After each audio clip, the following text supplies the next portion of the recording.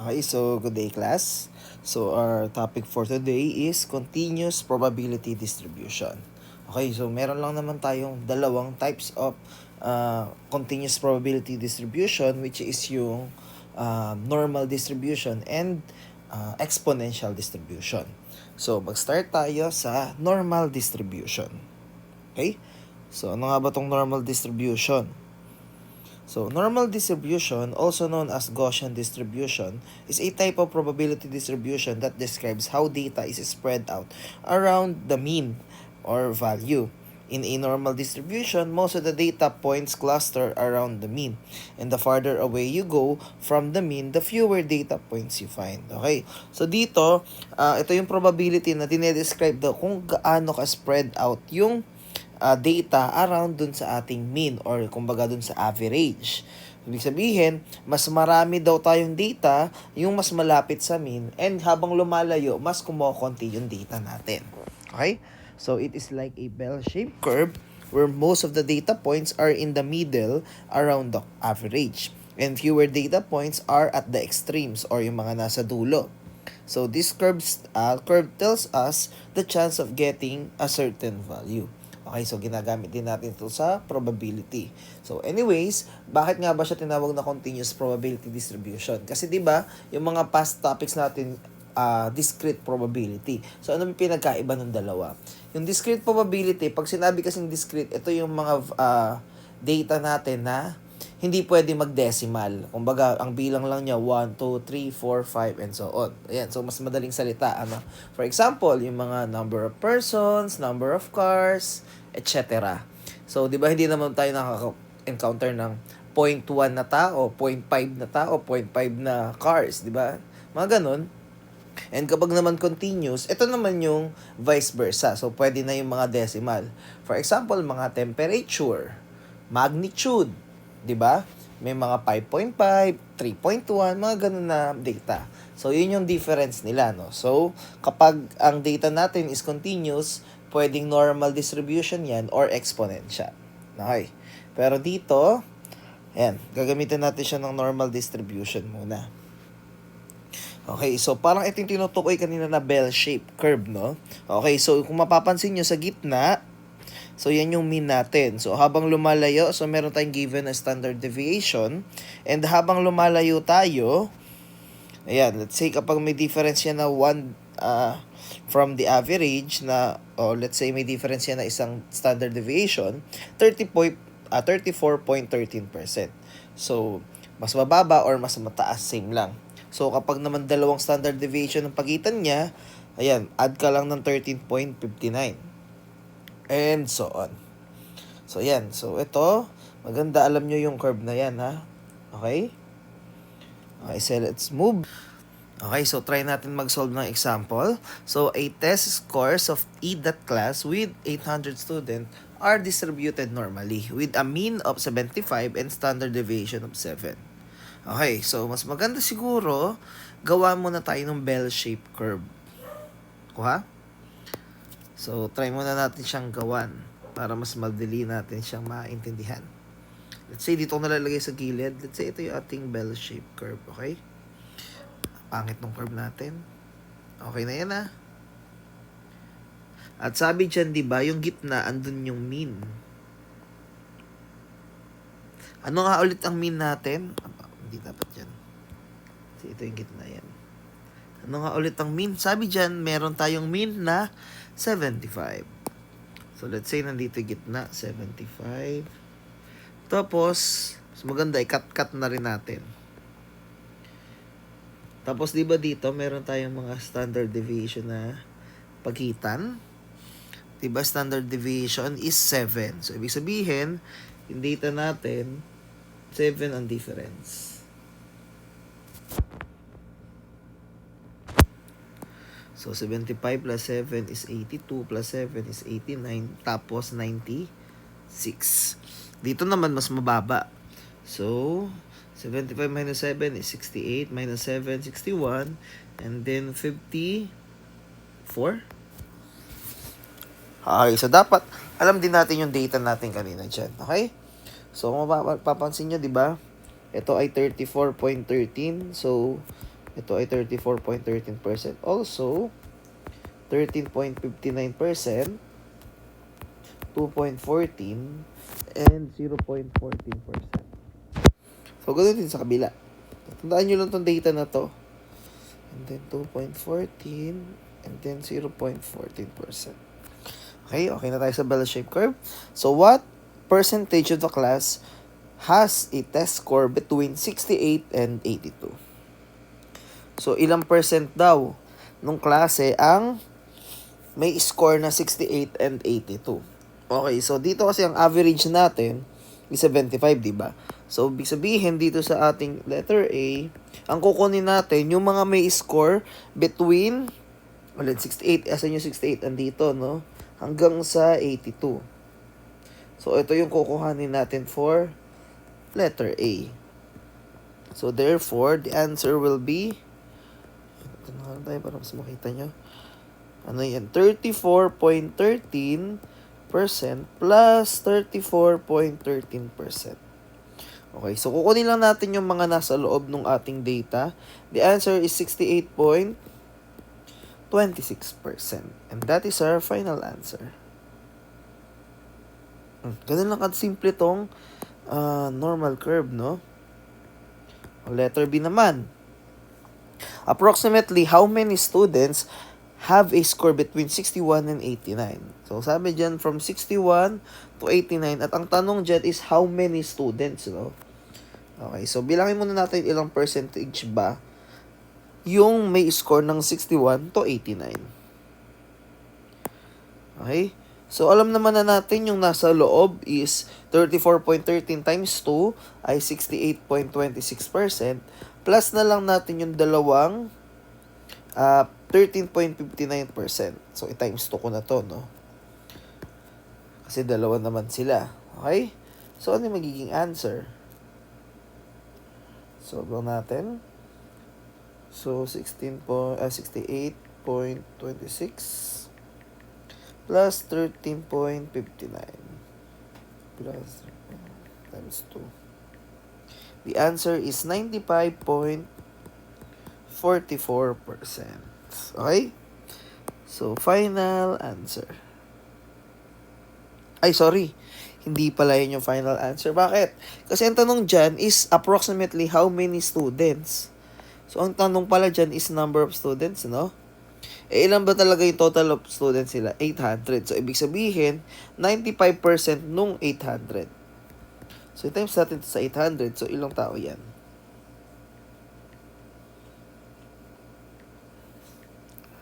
So, meron tayong 763.52. So, wala naman tayo 700 points, let's say 0.52 na tao. So, round off lang natin, magiging 764 students. So, final answer. Kuha? Isa pa. Letter C, what is the probability that the student chosen at random has a test score between 54 and 75? So, ano hinahanap natin dyan for letter C? Letter C. Yung may score ng 75 daw hanggang 54. So, ayan. Ito lang yan. Solve lang natin. Start tayo sa 2.14 plus 13.59 plus 34.13%. So, lahat yan naka-percent. So, it should be less than 50%, no? The answer is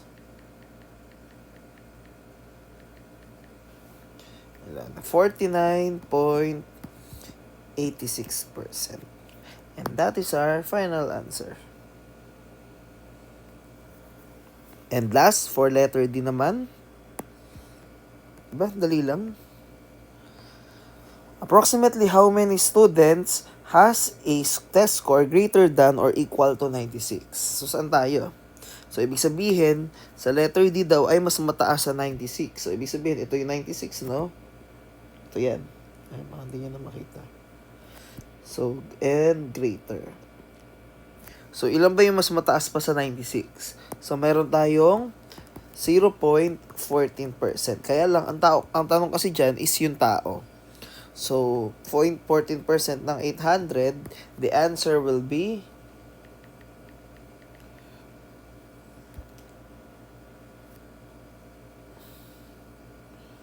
ilan? So, 800 times 0.0014. 1.12 or 1 student. So, ibig sabihin, isang student lang yung mas mataas pa sa 96. That is our final answer. Ako ha? Ayan. So, gagamitin natin to, ayan, base sa ating tanong, normally distributed. So, yan yung clue. Ako ha? Ayan, normally. So, ibig sabihin, normal yung gagamitin natin, distribution. Okay? So, ito yung ating answers for example number 1. Okay, for example number 2, a 100 watt light bulb has an average brightness of 1640 lumens, with standard deviation of, lumens pala, typo lang to.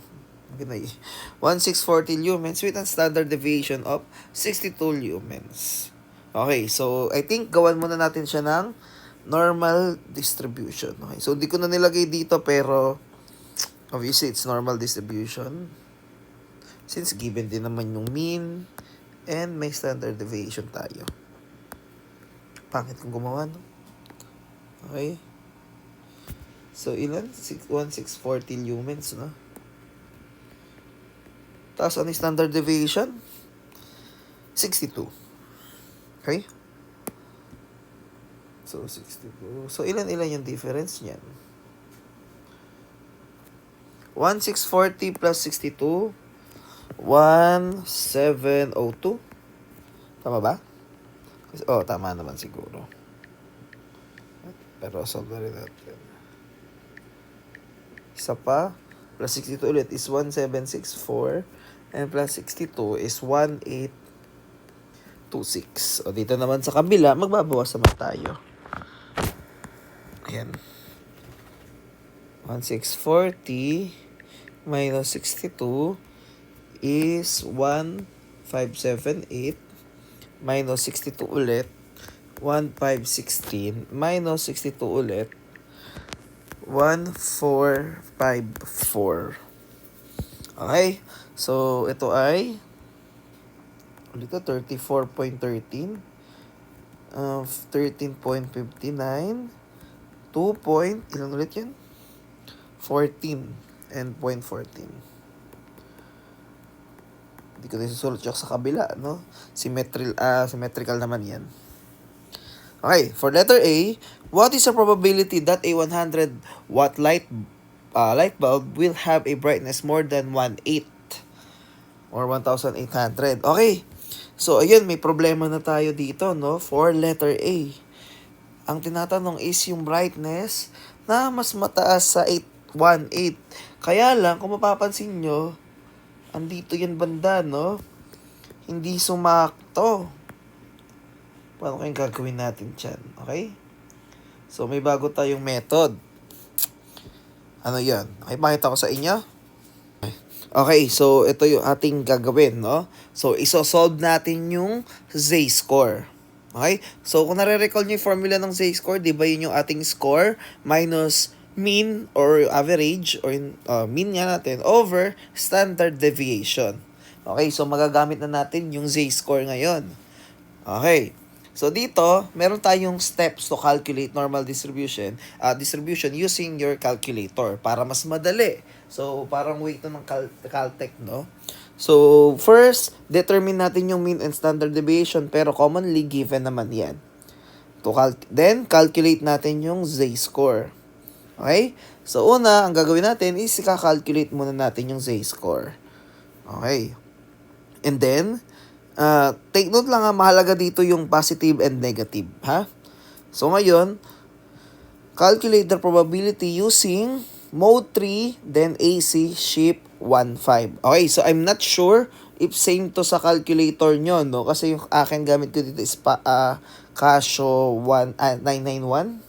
If I'm not mistaken. So, kung iba yung calculator nyo, baka ibang way yan to solve for normal distribution. Hanapan nyo na lang sa internet kung paano. Pero dapat, pagdating nyo after nyo ng shape 1, 5, ang lalabas dyan, PQR. Makakakita kayo ng P, Q, and R. Okay, so yun ang pagpipilian natin. I hope nagigets nyo, no? So, after ng mode 3 AC shape 1.5, dapat may makikita kayong PQR. So, if ever na hindi nyo nakita yon, baka iba lang yung ilalagay sa calculator. So, I'm not sure sa inyong model kung ano man yan.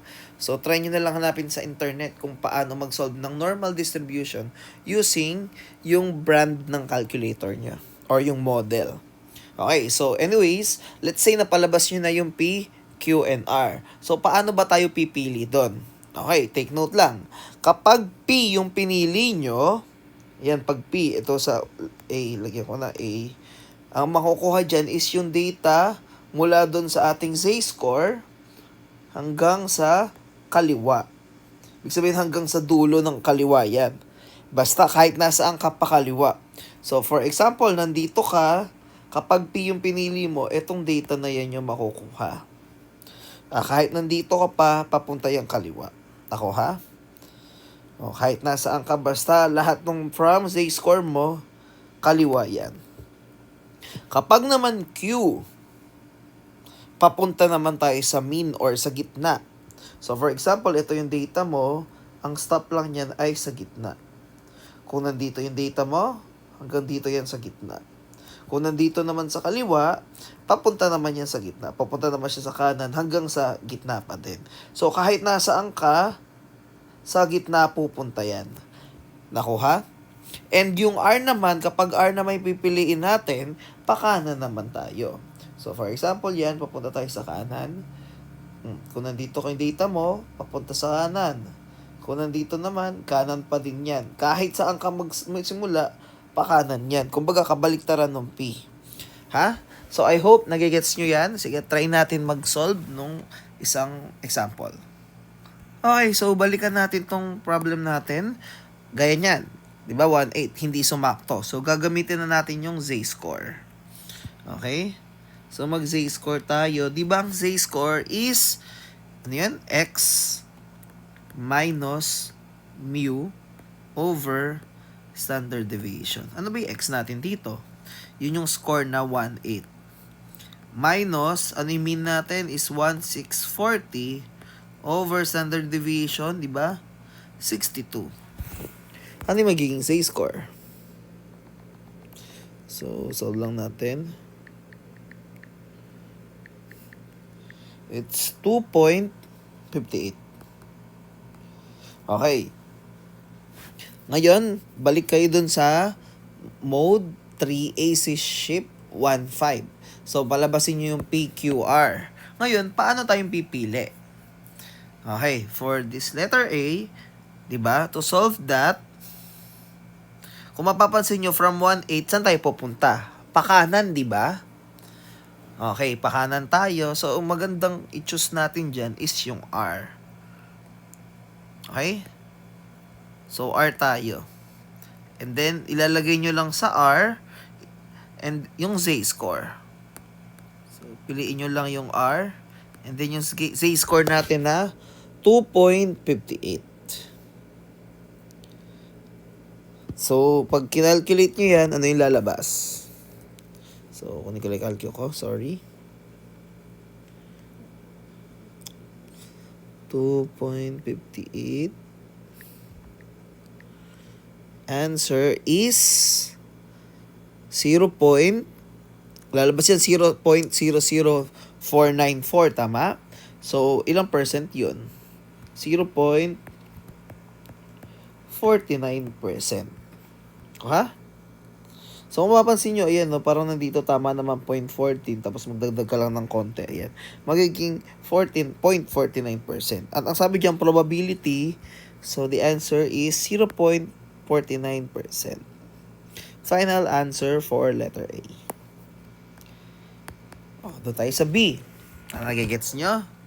Doon tayo sa, what is the probability that a 100 watt light bulb will have a brightness less than 1,550 lumens? So, nasan yung 1,550? So, approximately, nandito yan sa gitna, di ba? Okay. So, mapapansin nyo, dapat yung z-score natin, kasi kapag ang z-score natin is 1, ito yan. Negative 1 kasi pabalik pala. Negative 2, negative 3, and so on. Okay, so ang z-score natin dapat ay nasa between ng negative 1 to negative 2. So, solve natin. 'Di ba? Z natin, ano yung magiging z natin? 'Di ba dapat less than 1,550 daw, tama ba? 1,550. So 1,550 minus natin yung mean na 1,640 over standard deviation na 62. And the answer will be 1,550 minus 1,640 divided by negative 1.45. Okay? Huwag nyo i-disregard yung negative dito, ha? Kasi kapag positive yung lumabas natin dyan, andito yung, ito kasi diba, negative 1.45 yung z-score niya. Kapag kasi positive 1, let's say, 1.45, no, nandito yan. Ito yan. Ito yung positive 1.45. Nakuha? So, iba yung magiging data nyo doon. Magkakamali kayo. So, wag nyo i-disregard yung negative. Okay. So, kung papansin nyo, negative 1.45 at ang hinahanapan natin ng score is yung nasa less than 1,550. So, hanggang dulo na yan. So, therefore, pakaliwa tayo, di ba? Papunta tayo sa kaliwa. So, ang gagawin natin, P yung gagamitin natin doon. So, gamitin nyo lang ulit yung Caltech, palabasin yung PQR, MP tayo, at huwag nyo kakalimutan yung negative 1.45. Kasi kung positive 1.45 lalabas dyan, itatype nyo, magkakamali kayo. Okay? So, ang gagamitin natin dito is yung P na ilalagay nyo dyan is negative 1.45. The answer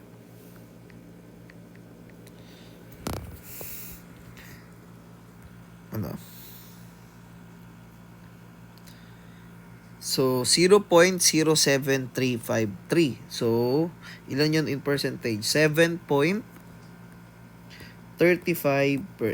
And that is our final answer. Kuha? Letter C, last problem. What is the probability that a 100 watt light bulb will have a brightness between 1.6 and 1.7? Okay, so ibig sabihin, between 1.6, so nasa 1.6, approximately nandito. Ito 1.6, no? So yan dyan yung 1.6. And yung 1.7, more likely nandito yan. So hinahanap sa atin yung probability nung may score na nandito. Okay. So, paano? So, ibig sabihin, dalawang z-score yung kukunin natin. Z-score dito, and z-score naman sa kabila. Let's say, z-sub 1 and z-sub 2. Doon tayo sa z-sub 1, yung sa 1.6. So, 1.6 minus 1.640 over 62. Answer? So, ala pang 1 yan dapat, ha? Kasi kung mapapansin nyo, hindi naman siya lumagpas doon sa negative 1. Wala pa dapat negative 1 yan. Negative 0 point something siguro. So, 1.6 minus 1.640 divided by 62. It's negative 0.65. Much better kung 3 decimal gagamitin nyo, mas accurate. Pero okay na yan siguro 2 decimal. So, dito naman sa say sub 2, 1.7 naman tayo. 1.640 over 62. Answer? Positive 0.97. Okay? So, paano to? Anong diskarte gagawin natin? Okay? Papakita ko sa inyo lahat ng possible na diskarte dito sa letter C.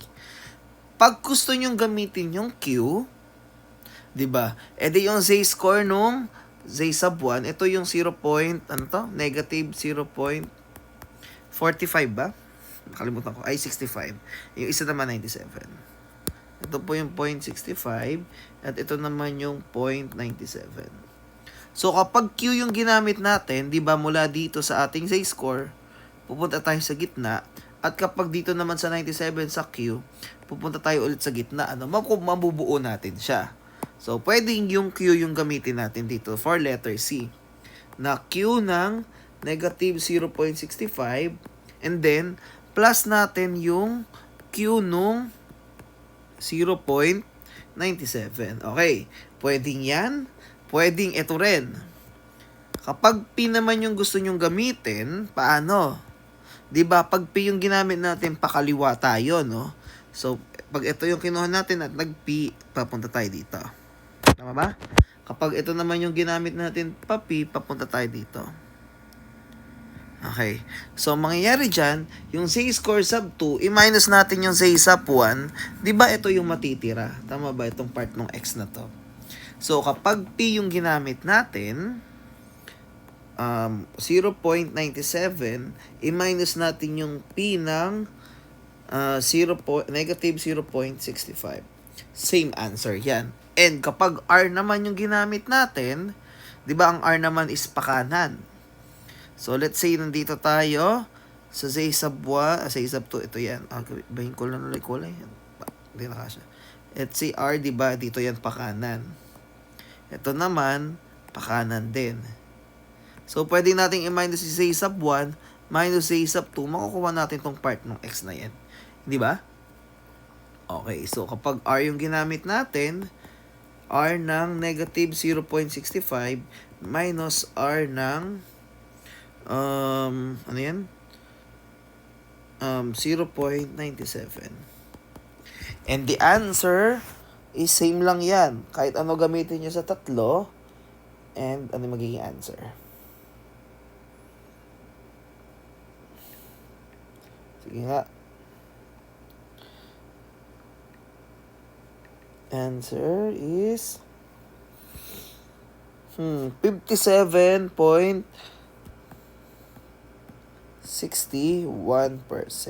And that is our final answer. Okay? So, yan. So, may Caltech naman tayo, no? Sa unang method, kahit mag-score na rin tayo dito, okay lang, no? Wala namang problema. So, okay na din yun. So, mas maganda siguro kapag normal distribution tayo, palaging mag-Z-score na lang tayo. Okay?